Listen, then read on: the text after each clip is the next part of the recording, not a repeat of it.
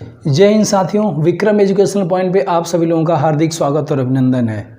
मैं उम्मीद करता हूं आप जहां भी होंगे स्वस्थ होंगे, मस्त होंगे। तो आइए आज के इतिहास के क्रम को आगे बढ़ाते हुए, आज है 14 जुलाई 2021। तो देखते हैं 14 जुलाई के दिन वो कौन सी ऐसी महत्वपूर्ण घटनाएँ घटी थी जो इतिहास को बनाती हैं कुछ खास। आइए एक एक करके देखते हैं। जो पहली है वह है पहली बार मशीन से बनाई गई थी बर्फ़। ये पहली बार ऐसा हुआ था कि मशीन से बर्फ़ बनाई गई थी। क्या कैसे हुआ था, आइए हम एक एक करके जानते हैं। फ्लोरिडा में एक डॉक्टर थे जिनका नाम था जॉन गोरी इनका नाम था। ठीक है, 1850 में आज ही के दिन अर्थात 14 जुलाई 1850 को इन्होंने मशीन से पहली बार बर्फ़ बनाई। चूँकि गर्मी के दिनों में प्राकृतिक बर्फ़ उनको नहीं मिल रही थी, जिससे होने वाली प्रॉब्लम को ओवरकम करने के लिए, प्रॉब्लम से छुटकारा पाने के लिए इन्होंने 1840 में प्रयास शुरू किया था मशीन से बर्फ़ बनाने का। 10 साल तक लगातार इन्होंने प्रयास किया। 10 साल तक कंटिन्यू प्रयास करने के बाद से 14 जुलाई 1850 को इनको सफलता मिली और इन्होंने मशीन से पहली बार बर्फ़ बनाई और इतिहास में इन्होंने अपना नाम अमर किया।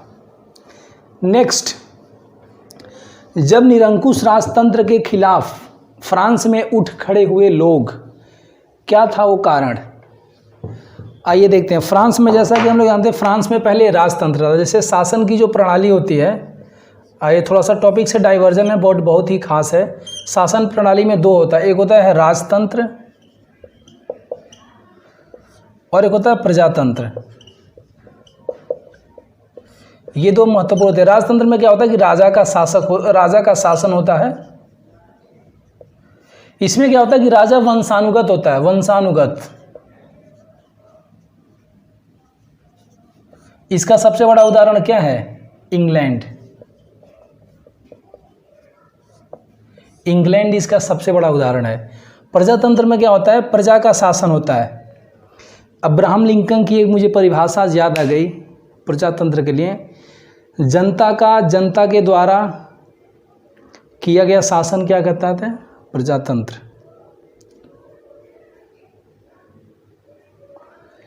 अब्राहम लिंकन की परिभाषा है जनता के द्वारा किया गया शासन क्या कहता है? प्रजातंत्र कहलाता है।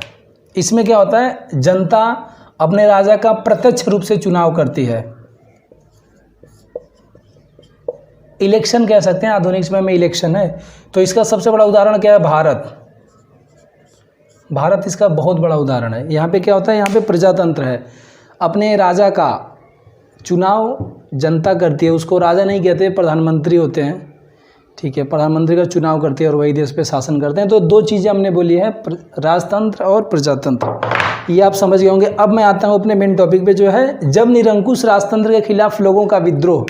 राजतंत्र आप लोग समझ गए। फ्रांस में पहले राजतंत्र था। उस समय में 1789 की ये बात है। वहाँ के 16वें राजा थे लुई। ये वहाँ के 16वें राजा थे। फ्रांस की क्रांति कब हुई थी? 14 जुलाई 1789 को फ्रांस की क्रांति हुई थी। इसका जो कारण था, जो यहाँ के फ्रांस के जो राजा थे लुई 16वें, ठीक है, लुई 16वें जो इसके राजा थे, उस टाइम पे ये बहुत निरंकुश हो गए थे। शासक निरंकुश कब होता है? जब वो जनता के हितों का त्याग कर देता है, यानी जनता के हितों का ख्याल रखना छोड़ देता है और अपने अय्याशी में, मदिरापान में और अपने भोग विलास में जब राजा लिप्त हो जाता है तो उसको संबोलते हैं कि शासक निरंकुश हो गया।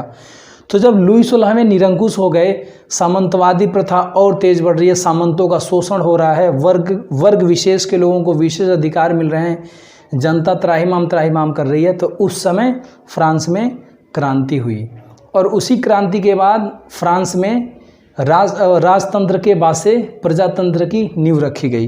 तो ये थी वो महत्वपूर्ण बात जो आप लोगों को बतानी थी। तीसरा है, फिल्मों के शौकीन हैं एचसीएल के संस्थापक शिव नादर साहब। शिव नादर सर आज किसी परिचय के मोहताज नहीं हैं, एचसीएल कंपनी के संस्थापक हैं। आज HCL दुनिया की एक दिग्गज IT कंपनियों में से एक है। हुआ क्या था, IT कंपनी है, HCL को सब लोग जानते हैं, इनके लैपटॉप कंप्यूटर सब आते हैं। इनका जन्म आज ही के दिन अर्थात 14 जुलाई 1945 को 14 जुलाई 1945 को तमिलनाडु के तूतीकोरिन, ये तमिलनाडु का एक ज़िला है, यहाँ पे इनका जन्म हुआ था 14 जुलाई 1945 को।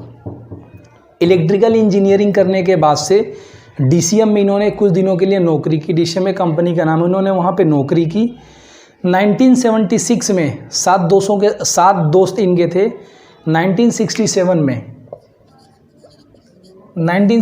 में 7 दोस्तों के साथ में मिल करके इन्होंने एक कंपनी बनाई।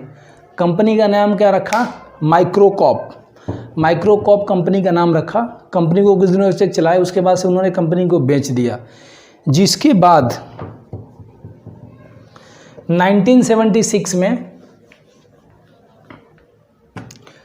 1,87,000 से इन्होंने HCL शुरुआत किया। इन्होंने 1,87,000 से। आज के समय में HCL 46 देशों में उपलब्ध है, 46 देशों में अपनी सेवाएं दे रहा है। इनके पास में 1,50,000 प्लस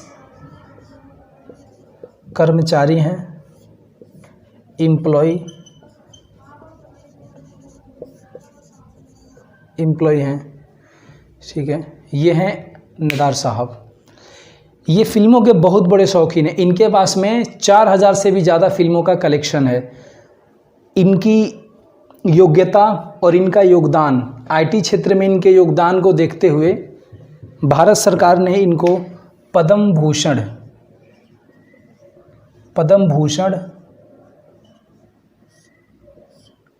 से 2008 में इनको सम्मानित किया, ठीक है। इनके विशेष IT क्षेत्र में विशेष योगदान पे इनको पद्म भूषण पुरस्कार मिला 2008 में। सो दोस्तों, ये थी वो 3 बातें जो आज को बनाती हैं बहुत ही खास। शिव नदार साहब को हैप्पी बर्थडे। आज के दिन उनका जन्मदिन है। ईश्वर उनको स्वस्थ और सुखी रखें और ऐसे ही वो देश के प्रगति में अपना योगदान देते रहें। ऐसे ही और महत्वपूर्ण जानकारियों के लिए बने रहें हमारे चैनल पे। अगर आपको वीडियो पसंद आया तो औरों के साथ में ये वीडियो शेयर करें, चैनल को सब्सक्राइब करें, वीडियो को लाइक करें। मिलते हैं नेक्स्ट वीडियो में। Thank you.